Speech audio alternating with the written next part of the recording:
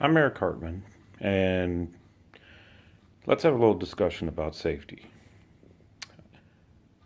The police department has a saying, as I recall, that if you were able to retire from the police department and you had never pulled your gun and fired it, that you had led a good career as a police officer, that um, you were one of the lucky ones, that you had gone your entire career and never fired your gun, and that was a good career. The the medical profession has the Hippocratic Oath. The medical profession says that do no harm, and you've been a good doctor. You've fulfilled your Hippocratic Oath. That's part of it by doing no harm to others, making sure that you've taken care of others your entire life.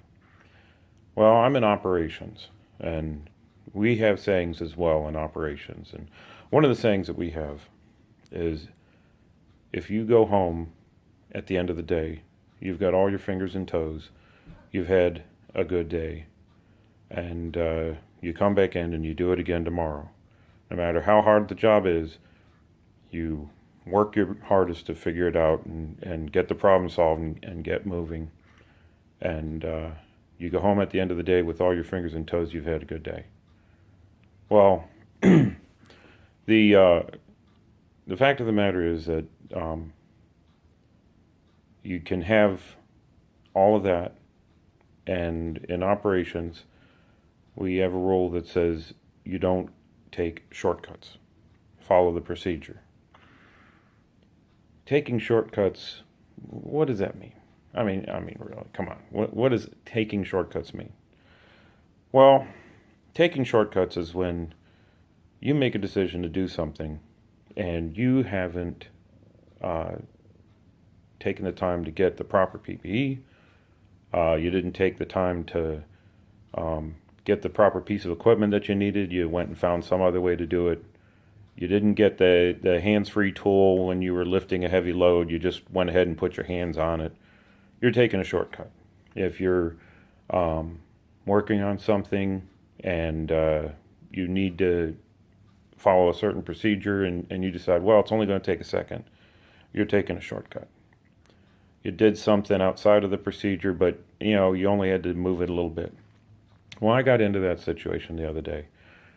I was in a situation where a piece of equipment that we have, we call it a planet car, moved up and struck a handrail and needed to be moved a couple inches.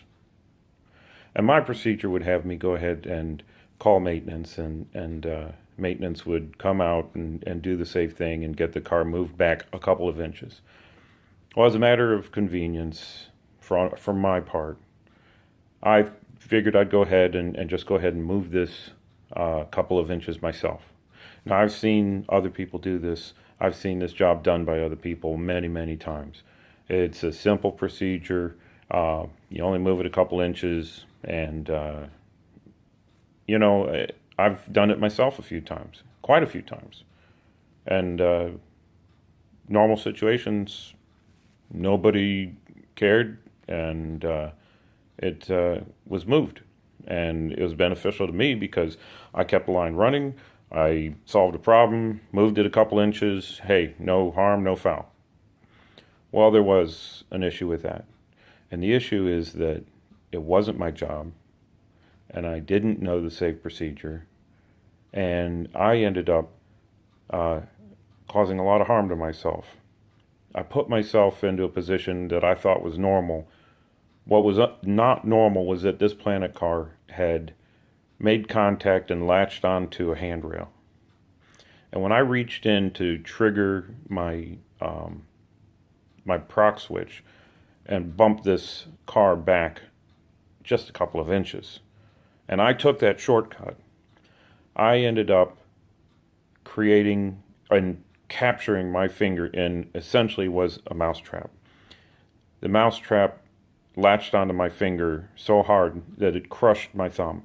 It slammed onto my thumb, forcing me to be stuck, and it would not allow me to release, and I was stuck there. My problem then was not did I do it safely, but whether I'd be able to keep my thumb together, whether I was going to be able to get help, whether I was going to be able to, keep my job. I did all the wrong things, and it ended up that I was in a lot of pain, and I had to pull out of that situation, like being in a mousetrap. I had to pull out, get my finger out of that situation. So I did. I essentially pulled off the tip of my thumb because I took a shortcut. And I felt that I was safe enough to do it, and I wasn't. It wasn't my procedure. I didn't know the safe procedure, but I did it anyway. And that's a shortcut that I should never have considered to be a good idea. So now, I look at my thumb now, and I'm missing the tip of it. And I don't get to go home to my wife and kids with all my fingers and toes. And I failed not only myself, but I failed everybody in my company. I've ruined our good reputation, and I have created a situation that will mar me for life because I didn't decide to take the time not to take the shortcut, to follow the procedure, to get the proper people out there who are trained to do the job.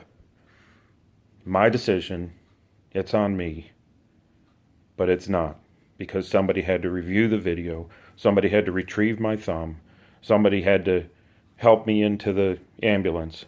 You want to see what it's like when you have to go in front of your grandkids and explain to them, Grandpa got hurt. That's tough. That's tougher than pulling your thumb off. You want to see grown men buckle their knees when they see what you've done. I had to go get guys out of the conference room and let them know. All by myself, all alone, I walked out, did something wrong, and I needed help. I had to call for the fire department. I had to get help. I had to have these guys come out and help me. They were shook. And you know what? They could go their whole career and never see somebody get hurt like that. And I gave them the side of their lives. That's not fair. And I can tell you what, I don't ever want to take that shortcut again. I'm lucky if I still have my job, but I'm even luckier that my family still gets to see me, because it may not have been my thumb. It might have been my life. And I'm still here today, and I'm able to tell you guys about it in the hopes that you don't do the same thing I did. Don't take the shortcuts. Get your PPE.